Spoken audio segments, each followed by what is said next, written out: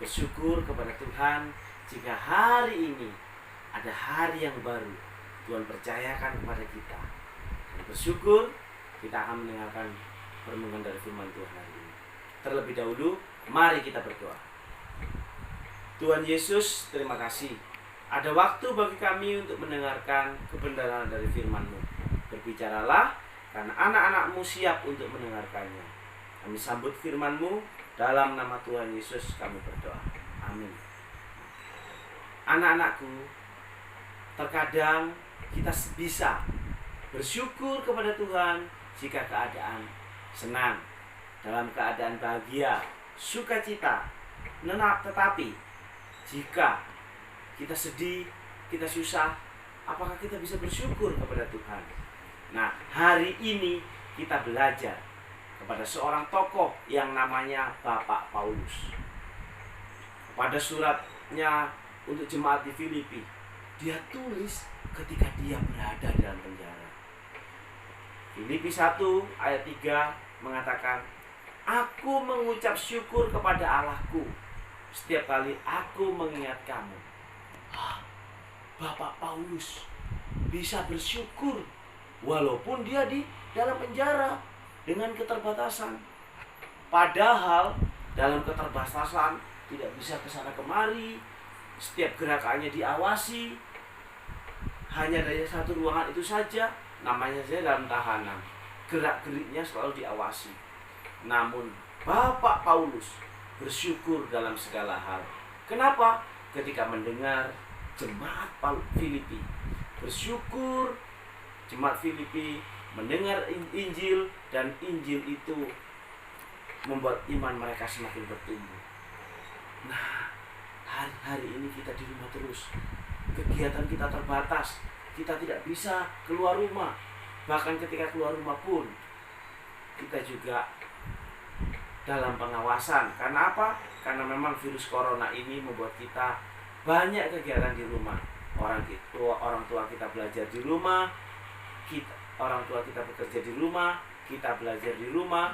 Nah, biarpun orang tua kita bekerja di rumah, kita belajar di rumah, harus bersyukur kepada Tuhan. Karena apa? Kita masih bisa beribadah online. Setiap hari Minggu bisa beribadah online. Setiap hari wali kelas kalian mengirimkan renungan harian. Bersyukur ada aplikasi WA. Bersyukur untuk Zoom. Kalian bisa belajar di rumah, dengar firman Tuhan. Itu pun juga kita harus syukuri, walaupun kita dalam keterbatasan seperti yang dialami Rasul Paulus. Yang kedua, alasan Rasul Paulus bersyukur, walaupun dalam keterbatasan dia di penjara, tetapi dia selalu dalam pemeliharaan Tuhan. Dia dengar jemaat Filipi dalam pemeliharaan Tuhan. Dia sendiri merasakan akan pemeliharaan Tuhan walaupun hidup di penjara. Nah, akhir-akhir ini hidup susah, masyarakat gelisah. Bagaimana ini kalau corona terus? Bagaimana kita bekerja? Bagaimana kita belajar di rumah? Bersyukur dalam Tuhan. Kenapa? Tuhan memelihara hidup kita.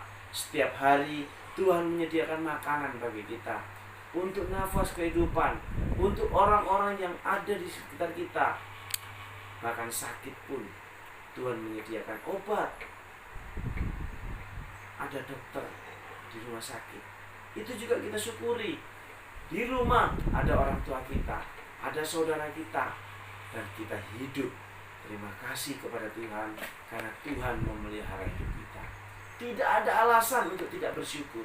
Seperti Rasul Paulus, walaupun dalam penjara, dia tetap bersyukur. Bersyukur kepada Tuhan karena dia bisa mendengar Injil. Jemaat di Filipi juga mendengar Injil, walaupun dia terbatas gerakannya, aktivitasnya, bahkan diawasi. Rasul Paulus tetap bersyukur. Bersyukur Rasul Paulus, walaupun dalam penjara, Tuhan pelihara hidupnya. Kita pun juga begitu. Walaupun aktivitas kita terbatas, belajar di rumah, tapi kita tetap bisa beribadah, bisa mendengar renungan harian hari wali kelas, bisa mendengar renungan setiap hari Kamis, dan hidup kita dipelihara oleh Tuhan. Itu yang kita syukuri. Mari kita satu dalam doa. Tuhan, terima kasih untuk kebenaran firman-Mu. Ajar kami Tuhan, seperti Bapak Paulus, yang selalu bersyukur walaupun keadaan sepertinya membuat dia tidak bersyukur. Namun Bapak Paulus selalu bersyukur dalam segala hal. Biarlah hidup kami juga selalu bersyukur dalam segala hal. Terima kasih Tuhan. Dalam nama Tuhan Yesus kami berdoa. Oke anak-anakku sekalian, selamat beraktivitas. Tuhan Yesus memberkati. Jangan lupa selalu bersyukur dalam segala hal.